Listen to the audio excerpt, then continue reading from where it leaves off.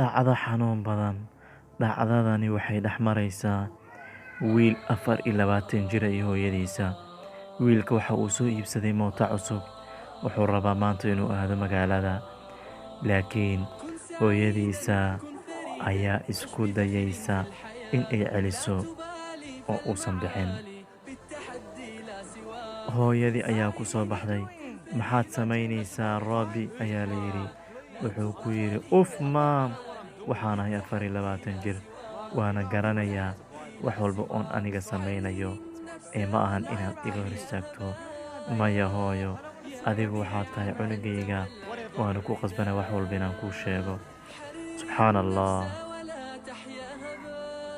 Hooyadiisa ayuu sidaas ugu jawaabay. Hooyadiisa sidaas uguma harin.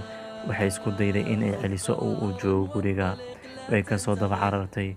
Way la hadashay joogayay ku tiri maya ayuu ku dhahay. Waa uuna ka dhaqaaqay. Xanuun badana markii aad hooyadaada si adag aad ula hadasho. Maxay dareemaysaa?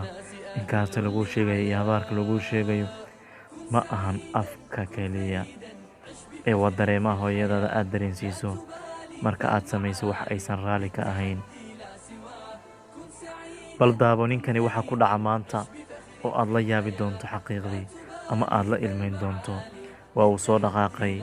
Wuxuu u soo jeestay magaalada ama qof saaxiibkii ah si uu ugu sheego in uu soo iibsaday mooto cusub.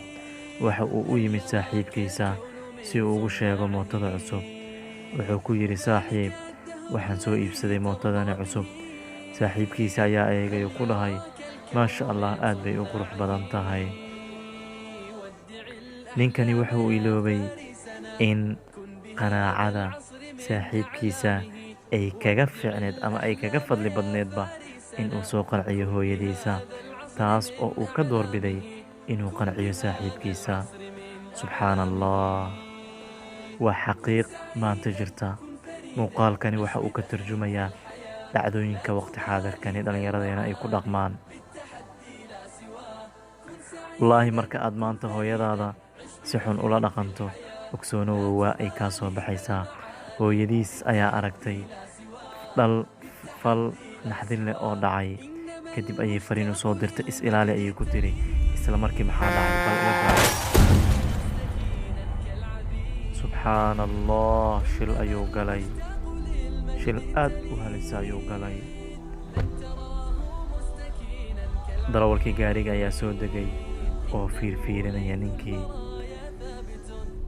Hooyo oo lagu casiyo amarkeeda la qaadan waayo ama meel aysan ku rabin oo aad aado, dhibkani ayay leedahay.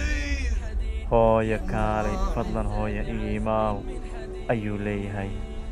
Hadaayina waa uu awoodi waayey ama uu diidayba inuu qaato amarka hooyadiisa. Isbitaal ayaa loola soo cararay. Hooyadiisa ayaa si degdeg ah ugu timid. Hooyo waa hooyo. Wax walba aad samayso ama khalad walba aad ka gasho ma ahan mid kuu qabanayso. Dhakhtarkii ayaa u yimid hooyadii oo ku yidhi, kaalay si aan kuu siiyo warbixinta wiilkaaga. Bal maxaa dhici doona? Maxaa loo sheegi doonaa? Hooyadii wadnaha iyo faraha ku haysaa. Dhakhtarkii ayay hor timid. Wiilkaagii waa ay u dhammaatay.